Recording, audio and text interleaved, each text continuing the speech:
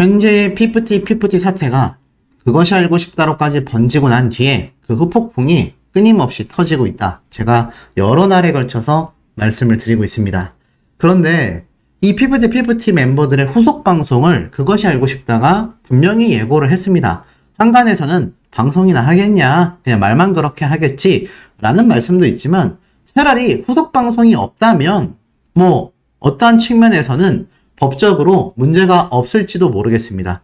만약에 후속 방송이 있는데 과연 이 그것이 알고 싶다 측에서 전홍준 대표님의 어트랙트사에 충분히 편파적이지 않은 중도의 입장에서 인터뷰와 취재가 가능하겠냐라는 의문점이 기본 바탕으로 깔리면서, 만에 하나라도 피프티 멤버들의 인터뷰와 안성일 씨, 더기버스 측에서 주장하는 증거들이 추가로 나올 경우 법적으로 굉장히 위험해질 수 있다, 이런 이야기가 나오고 있고요. 나아가서는 이번 피프티 사태에 대해 나름의 소신 발언을 한 여배우의 또 다른 비판이 쏟아지고 있습니다. 이렇게 난전이라고 할 수 있는 복잡한 사태 바로 설명드려 보겠습니다. 첫 번째 기사가 굉장히 의미심장합니다. 방탄소년단의 전국 멤버의 신곡이 올해 스포티파이 글로벌 서머송 여름 노래로서 글로벌 순위 중에 3위를 차지했어요. 그런데 피프티의 큐피드가 11위를 차지했습니다. 2023년 여름에 가장 많이 스밍된 노래를 글로벌 기준에서 봤을 때 이 방탄소년단의 전국 멤버가 3위를 차지한 것도 너무나 대단하지만, 황당할 만큼 대단한 건 바로 피프티 멤버들의 큐피드 노래입니다. 방탄소년단의 위협이야 뭐 이로 말할 수 없죠. 그런데 이 피프티의 큐피드라는 노래 한 곡이 얼마나 2023년 여름을 강타했는지를 알 수 있습니다. 지금 이런 엄청난 순위를 기록하고 있고, 아직까지도 해외에서는 큐피드 노래에 대한 인기가 식지 않은 상태입니다. 물론 초창기 빌보드 차트 17위를 기록하던 엄청난 대기록과 비교해 본다면 확실히 폼이 많이 떨어졌다, 순위가 많이 떨어졌다, 끝발 떨어졌다, 뭐 이런 이야기가 나오고 있지만, 어찌됐건 대기록은 대기록임에 틀림이 없습니다. 하지만 이런 엄청난 대기록에도 피프티 멤버들은 엄청난 비판과 질타를 피하지 못하고 있습니다. 급기야 이런 말도 나옵니다. 피프티는 K-팝을 대표하지 않는다. 그러니까 쉽게 말해서 K-팝을 대표하는 걸그룹이 아니다라고 이미 낙인 찍힌 것과 다를 바 없다라는 이야기입니다. 참 안타까운 상태죠. 내용을 좀 읽어보면 걸그룹 피프티 사태의 활로가 전혀 보이지 않는다. 피프티는 어트랙트란 이름 없는 기획사의 그룹이었다. K-팝 사상 최단기간 빌보드 핫백 차트 진입에 기염을 토한 뒤 외주 기획사 더기버스가 그룹을 빼돌리려 한다라는 논란이 생겼고, 멤버들은 어트랙트를 상대로 전속계약, 효력정지, 가처분 신청을 했다. 이 상태가 벌써 2달째 이어지고 있다. 피프티 사태의 유일한 출구는 어트랙트 측의 제안에 따라 소속사와 그룹이 재결합하는 것이었다. 법정 공방이 결론 내려면 한 세월이 걸린다. 그동안 국내의 이미지는 복구하기 힘들어지고 해외 성공을 이어갈 유일한 기회마저도 다 놓치게 된다. 일각에서 대안으로 제시하는 피프티 2기의 제작은 황당무계한 소리다. 어트랙트 같은 작은 기획사가 그만한 제작비를 다시 조달하기도 힘들고 독자적으로 그룹을 성공시킬 역량도 불분명하다. 이기에 대한 의견들이 참 많은데 사실 어느 정도 신빙성이 있는 이야기입니다. 2기를 제작하려면 1기 때도 60억 원이라는 엄청난 수십억 원의 돈이 들어갔는데, 뭐 어떤 분들은 피프티 멤버의 큐피드 노래 저작권 료만 해도 엄청나지 않냐라고 했지만, 정말 똑같이 60억 원의 수익을 남겼다라고 치더라도 그 60억 원으로 다시 2기를 만들었을 때 지금 이 멤버들만큼의 대성공을 이 작은 기획사가 이뤄낼 수 있느냐라는 것은 정말 쉽지 않은 확률이라고 말할 수 있습니다. 그러다 보니 2기 제작이라는 것 자체가 전홍준 대표님에겐 굉장한 좀 부담이 될 수 있다는 거죠. 피프티는 회사를 배신했다라는 여론이 고착된 채 활동을 강행해봐야 그룹의 장래는 물론 멤버들의 인생에 해가 될 수밖에 없다. 멤버들의 인생이야 어찌되든 돈만 벌면 된다라는 입장이 아니라면 그건 피해야 하는 결론이다. 하지만 어트랙트가 마지노선으로 제시한 8월 5일이 훌쩍 지난 지금 사태의 비상구는 폐쇄되어 버렸다. 지난주 방영된 SBS 그것이 알고 싶다가 피프티에게 유리한 편파 방송을 했다라는 의혹으로 역풍을 맞으며 실타래는 더더욱 엉켜 잡아당길 가닥조차 보이지 않는다. 생각해 볼 거는 피프티 사태를 바라보는 관점들이다. 이 그것이 알고 싶다 제작진은 논란 이후 피프티를 통해 K-팝의 지속적 발전이 가능한 구조를 돌아보고 싶었다라고 해명했다. 한편 피프티를 비난하는 여론은 이들의 성공이 원 히트 원더, 정말 단 한 번의 성공이었단 얘기죠. 이 전자가 피프티의 추락을 K-팝의 구조적 문제와 무리하게 엮어보려는 시도였다라고 한다면 후자는 피프티의 성공을 지나치게 예외적인 것으로 규정하는 태도다.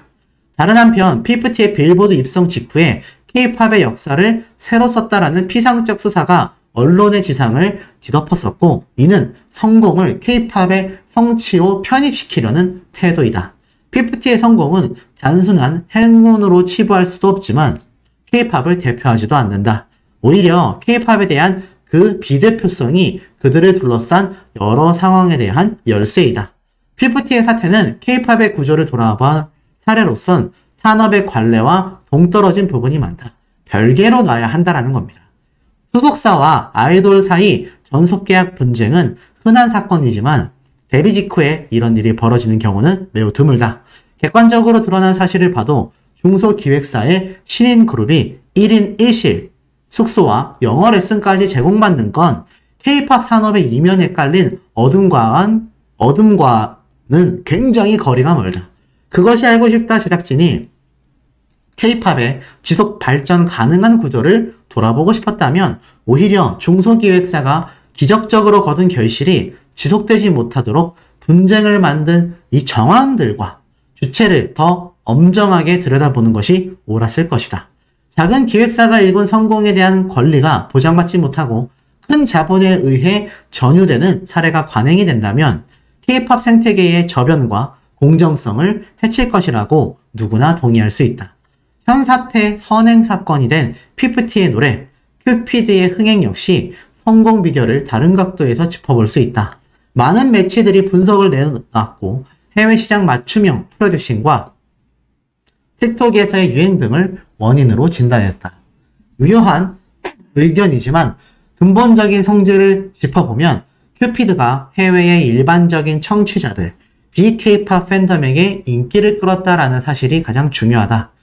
국내는 물론 해외 K-팝 씬 내부에서 아무런 지분이 없었던 그룹의 인지도를 봐도 무엇보다 빌보드 핫백 차트인 기간을 봐도 명백하다라고 말합니다. 쉽게 말해서 이런 피프티의 성공 사례는요, 이례적이기도 하지만 이것을 K-팝을 대표하는 선례로서 치부하기도 쉽지 않다란 얘기입니다. 쉽게 말해서 틱톡의 성공도 당연히 주요했지만 이 큐피드라는 노래의 완성도 높았고 나아가서는 모든 타이밍까지 맞으면서 이번에 성공 사례가 정말 이례적이었다라고 말을 합니다. 그래서 지금 보면 이 변종성에 대한 이야기까지 말을 하고 있습니다.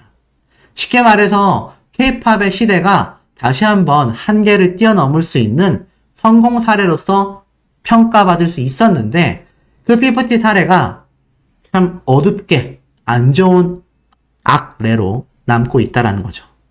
자, 이런 가운데 이런 피프티 멤버들에 대한 비판과 분석을 전문가들이 이렇게 쏟아내고 있지만 이번 그것이 알고 싶다 사태가 굉장히 많은 여론을 새롭게 생성해냈습니다. 그것이 무엇이었겠습니까? 바로 피프티 멤버들이 불쌍하다. 전홍준 대표도 나쁜 사람이다. 이런 황당한 의견들이 나오게 되었다라는 것이죠. 그러다 보니 여기에 휩쓸린 연예인도 존재했습니다. 바로 손수연 씨죠. 이 손수연 씨가 피프티 멤버들에 대한 응원을 했다라는 건 많은 분들이 알고 계실 겁니다. 엄청난 악플이 쏟아졌어요. 그런데 이 악플이 쏟아진 손수연 씨가 또 굉장히 소신 있는 대처를 했다라고 기사에 나타나져 있습니다. 쉽게 말해서 이렇게 적혀져 있습니다. 지금 보니까 이 손수연 씨는 이미 24일 날 작년 장마를 요리조리 피하며 열심히 촬영했던 가장 보통의 하루가 서울국제여성영화제에서 이렇게 뭐 2차례 상영이 된다. 세상의 마지막을 앞두고서야 비로소 보내게 되는 가장 보통의 하루를 보러 와주시길 바란다. 저는 월요일에 참석한다. 곧 뵐게요. 라면서 자신이 출연한 영화를 홍보하는 글을 올리게 됩니다. 그런데 사실 좋은 반응이 나올 리 만무하죠. 앞서 손수연 씨가 그것이 알고 싶다 방송에 대하여 타인의 간절한 꿈을 가지고 장난질하는 인간들 새삼 진짜 환멸난다. 그러면서 피프티피프티에게 화이팅이다 라고 응원 메시지를 보내서 엄청난 비판을 받았죠. 그런데 이렇게 또 자신의 영화를 홍보하는 글을 올리니 좋은 댓글이 달렸겠습니까? 그런데 이런 댓글에 반응을 보였습니다. 근본이 없는 인간이네. 그것이 알고 싶다의 여론을 봤으면 조용히 자중하던지 사과를 하던지 해야지 아무 일도 없는 것처럼 게시물을 올리는 걸 보니 당신은 근본 자체가 잘못되었다라는 걸 느낀다. 부디 성공해서 스타가 되길 바란다. 라는 아주 강력한 댓글이 달렸습니다. 그런데 여기에 손승연 씨는 이렇게, 손승연 씨가 아니죠. 죄송합니다. 손수연 씨. 이름이 또 비슷하네요. 손수연 씨는 이렇게 말을 했습니다. 저도 제 할 일을 해야죠. 이렇게 응원해 주시다니 고맙습니다. 앞으로도 많은 관심 부탁드려요. 이렇게 악플을 의연하게 대처해서 눈길을 끌었다라는 기사가 올라온 겁니다. 누리꾼들의 반응은 어떨까요? 모르겠습니다. 손수연 씨가 사과까지 해야 됐었는지는 저도 잘 모르겠습니다만 어느 정도의 자중 또는 이 그것이 알고 싶다의 방송 프로그램에 대한 소신 발언이긴 하지만 공인이지 않습니까? 더불어서 많은 시청자분들이 바보가 아닌 이상 양측의 팩트 자료들을 살펴보고서 이 여론이 단순 마녀 사냥이 아니라 합리적인 비판으로 이어지고 있는 상황 속에 PFT 멤버들을 저렇게 대놓고 응원하고 마치 전홍준 대표님과 그 주변의 인물들을 빗대어 말하는 듯한 댓글, 타인의 꿈을 꺾는 것이 환멸난다. 그것이 알고 싶다에서는 마치 어트랙터와 전홍준 대표님과 또 더기버스의 안성일 씨의 주변인들이 마치 PFT 멤버들의 꿈을 꺾은 것처럼 표현했잖아요. 그런데 전홍준 대표님도 피해자이지 않습니까? 그런데 그것에 대한 발언을 했다라는 건 많은 비판을 야기시킬 수밖에 없었다라는 겁니다. 그런데도 자신의 영웅화를 홍보한다라는 것에 대하여 비판의 댓글을 남겼는데 여기에 또 자신이 이렇게 소신 발언을 했다라고 생각할지 모르겠습니다만 글쎄요, 많은 대중들이 그렇게 바라보겠습니까? 대다수의 누리꾼들은요, 눈치가 없는 건지 저 정도면 대중들을 매기는 거다. 대놓고 무시하는 거다. 이런 안 좋은 반응들이 또 쏟아지고 있습니다. 우리 시청자분들이 보실 때는 어떻습니까? 이 손수연 씨의 댓글 반응이 올바랐다라고 말할 수 있을까요? 지금의 흐름상 저는 좀 많이 안타깝다라는 생각이 듭니다. 뭐 그런 소신 본인이 가지고 있을 수 있지만 SNS를 통해서 공표한다라는 건 굉장한 또 많은 공연성을 갖게 되잖아요. 많은 사람들이 보게 된다란 말입니다. 뭐 어떤 생각을 하시는지 우리 시청자분들의 의견도 궁금합니다. 더불어서 가장 드리고 싶었던 중요한 이야기는 바로 그것이 알고 싶다 후속 방송에서 만약 편파 인터뷰가 이루어질 경우 계약정지, 가처분 인용의 증거로 쓸 수 있다. 굉장히 충격적인 기사가 오늘 올라왔습니다. 쭉 한번 읽어드릴게요. PFT 측이 증거, 참고 자료로서 제출 가능성이 있다. 어트랙트 측은 제출 여부가 있었는지 확인이 필요하다.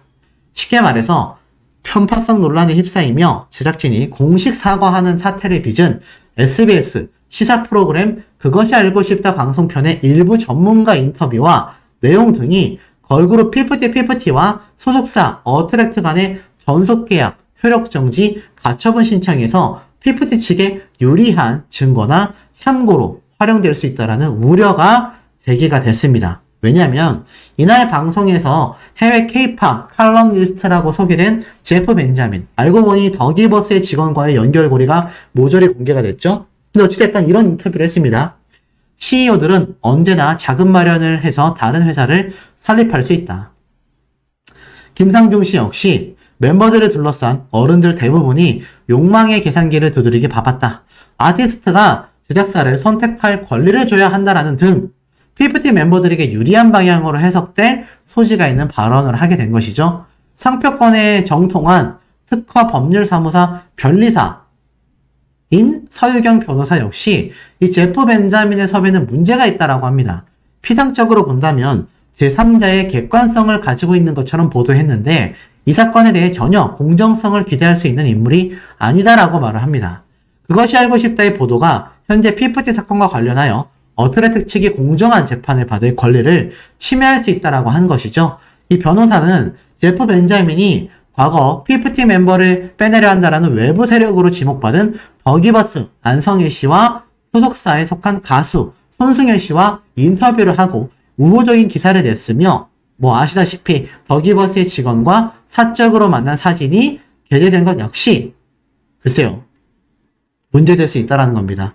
그리고 이익 형량을 언급했는데 이익 형량이라는 것은 현재 신뢰 파탄으로 인한 가처분 신청을 인용할 때 굉장한 목소리가 높은데 판사들은 궁극적으로 이익 형량을 고려하기 때문입니다.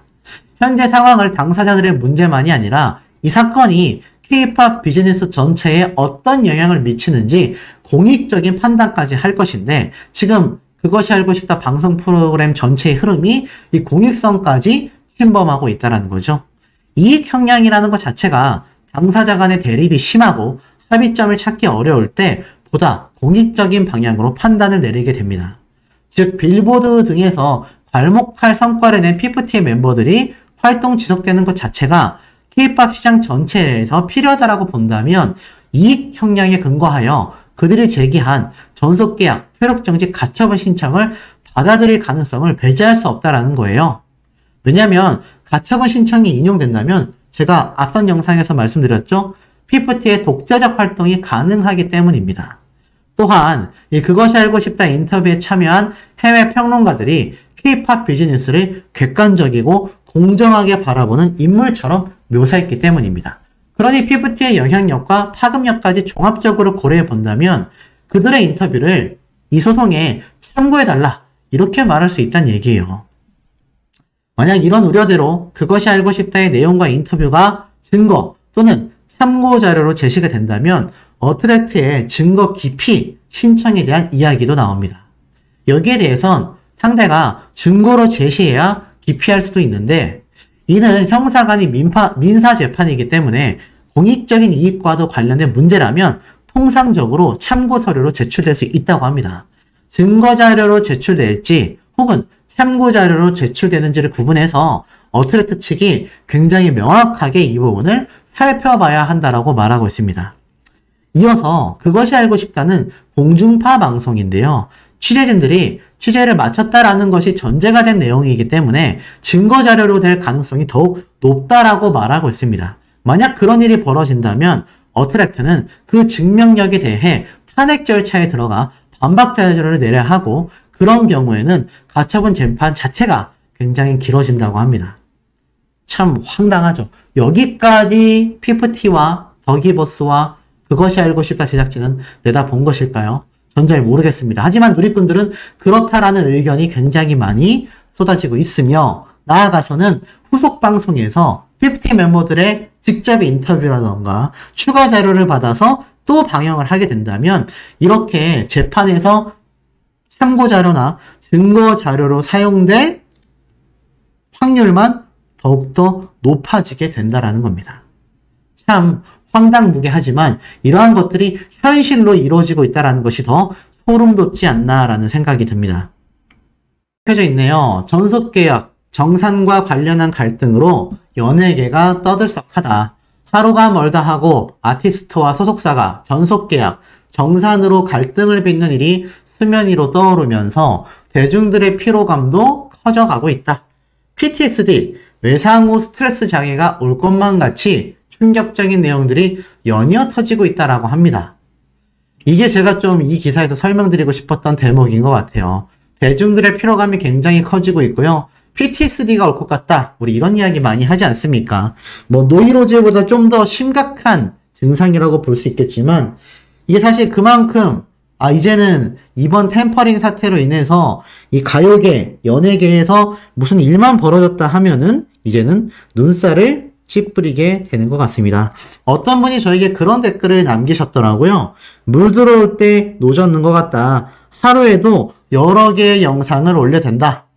맞습니다. 그런데 하루에도 여러 개의 영상을 올릴 법하게 많은 폭로들과 다양한 사건들, 증거들 쏟아지고 있으니 제가 안 그래도 한 개 영상에도 지금 이렇게 많은 내용을 담는데 여러 개 영상으로도 못하게 한다면 제가 제 능력으로는 한계가 있다라는 거, 여러 개 올라오는 게 불편하신 분들은 영상을 잘 골라서 시청해 주시기를 추천드립니다. 어찌됐건 바로 오늘이죠. 오늘 저녁 그것이 알고 싶다가 새로운 방송편을 맞이하게 됐습니다. 요번 방송편은요, 저번 빌보드와 걸그룹 누가 날개를 꺾었나? 최악의 방송편이 됐던 피프티 편에 이어서 오늘 저녁에 방영하는 그것이 알고 싶다 방송부는 미궁으로 남은 마지막 행선지 윤세준 일본 실종 사건입니다. 그런데 심상치 않습니다. 많은 시청자분들이요, 보지 않겠다, 보이콧 하겠다, 그것이 알고 싶다 방송 보고 싶지 않다, 이런 의견들이 지금 빗발치고 있다라는 겁니다. 왜 그렇겠습니까? 그만큼 그것이 알고 싶다 제작진이 시청자분들에게 준 실망감은요, 이루 말할 수 없을 만큼 굉장히 크다라는 것을 알 수 있습니다. 아마 제 영상을 보시는 분들 중에서도 많은 분들이 그것이 알고 싶다? 안 볼 거예요 라는 분들도 계시고요. 이 피프티 사태의 후속 방송편이 제대로 팩트에 입각해서 나오기 전까지는 그냥 지켜보겠다, 이렇게 말씀하시는 분들도 상당히 많은 상태입니다. 자, 그러다 보니 어떻습니까? 이번 피프티 사태 어떤 형태로든 둘 중에 누가 거짓말을 하고 있는지 결국 그 결과가 드러나게 될 것이라는 생각이 듭니다. 그 전까지는 그것이 알고 싶다의 제작진들은요, 식은땀을 흘릴 수밖에 없을 것 같습니다. 제가 여러 번 말씀드렸던 그것이 알고 싶다 폐지해달라는 이 청원 동의자가요, 이제 10,000명에 육박합니다. 9,500명이 넘는 청원 수가 달성이 됐습니다. 물론 이것보다 더욱더 큰 사회적 문제에 대해서는 더 많은 분들이 동의하기도 했습니다만 중요한 건 9,500명이 굳이 여기 들어와서 로그인을 하고 그것이 알고 싶다 프로그램 폐지에 찬성한다, 이런 분들만 10,000명에 가깝다는 얘기입니다. 더불어서 피프티 주제로 영상을 올리면요, 평소에 조회수가 몇백 회밖에 안 나오던 채널들도 수천 회, 수만 회, 많게는 수십만까지 나오고 있습니다. 그것은 유튜버들이 잘해서가 아니라 그만큼 피프티 사태가 굉장히 대중들에게 큰 관심을, 그것도 좋은 관심이 아니라 실망스러운 관심을 많이 끌고 있기 때문입니다.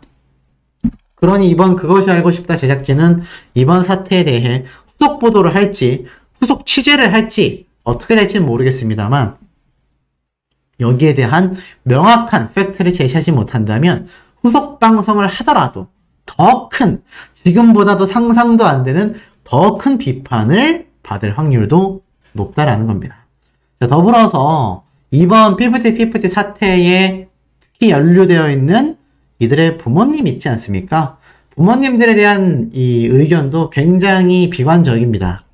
멤버들 역시 어른이지만 저런 부모님들에게 자신의 의견을 말해봤자 소용이 없겠다라는 생각이 든 건 아닐까. 일확천금, 그야말로 자녀들의 이 엄청난 인기로 인해서 부모님들이 볼 때도 초대박이 낫겠다, 그러니 이성적 판단을 할 수 없었던 게 아닐까, 이런 말도 있습니다. 결국 출구 없는 막장으로 몰려오게 되었는데 참 저런 것을 보면 비참한 결과밖에 피프티에겐 남지 않았다라는 말도 있습니다. 많은 분들이 비슷한 이야기를 하고 계세요.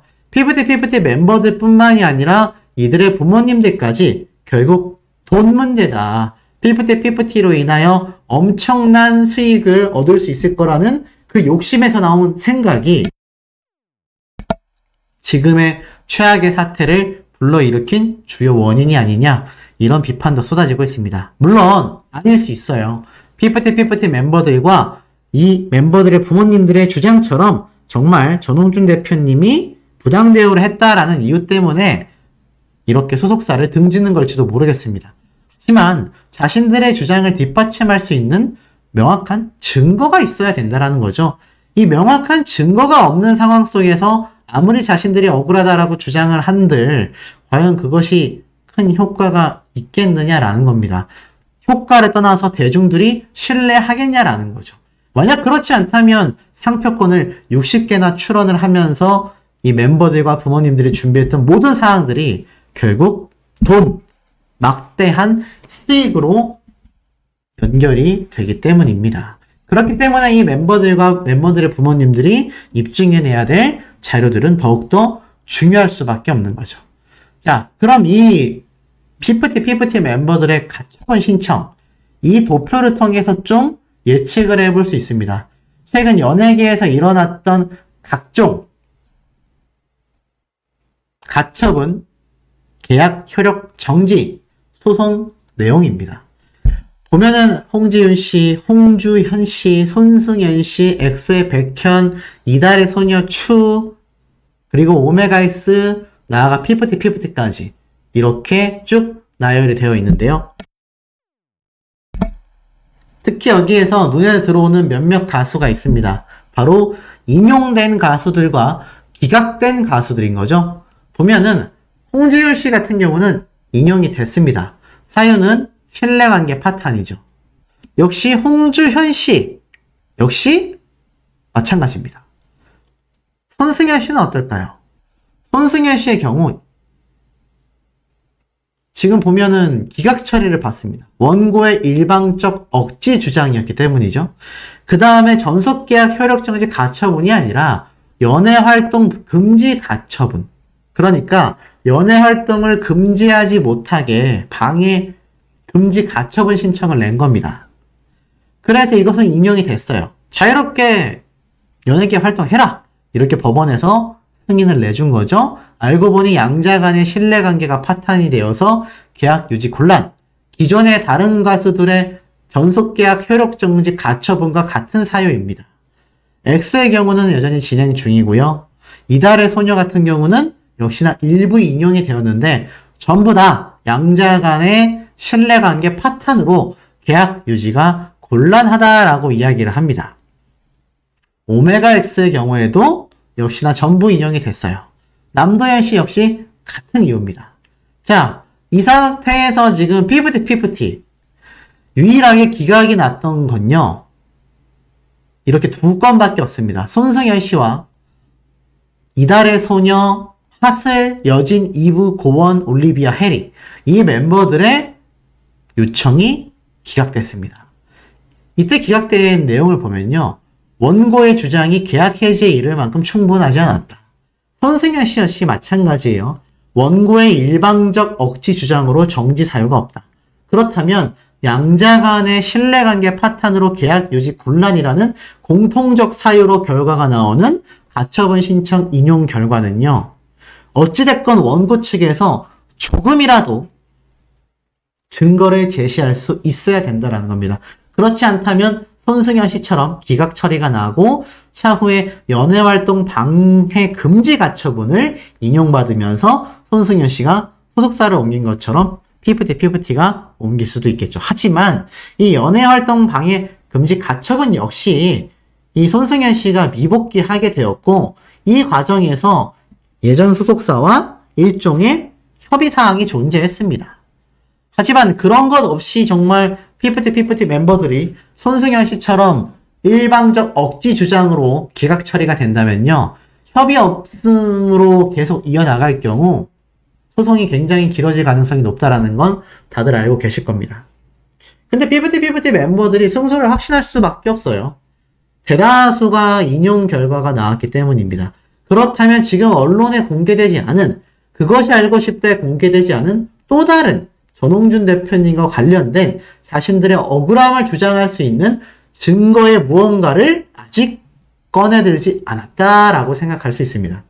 그래서 몇몇 시청자분들은 피프티 멤버들의 후속 방송을 그것이 알고 싶다가 방영하겠다라고 했는데 그 안에 또다시 전홍준 대표님을 굉장히 비방하고 또 전홍준 대표님에 대한 좋지 않은 여론이 형성될 법한 허술한 증거들을 낼 가능성이 높다라는 겁니다.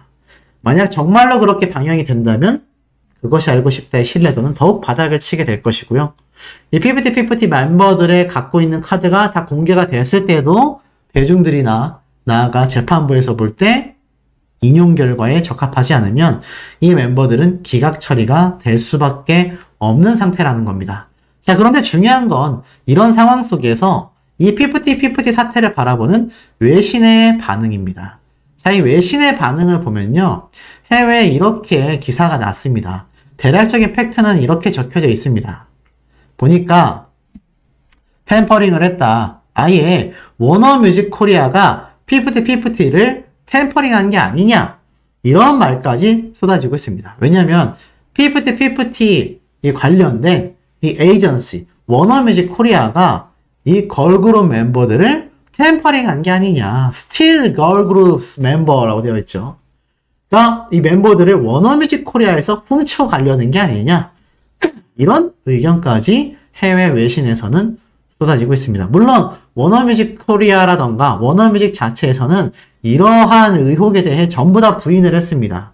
실제로 더기버스와 더 이상 관련되고 싶어 하지 않는다라는 입장도 여러 번 밝혔지만 여전히 해외에서 바라볼 때는요. 이번 피프티 사태가 악덕 사장님, 악덕 소속사에게 희생당한 걸그룹이 아니라 이 멤버들을 템퍼링 하려고 했었던 의혹을 가진 배후 세력이 존재한다라는 것을 해외 외신에서도 명확하게 인지하고 있었다.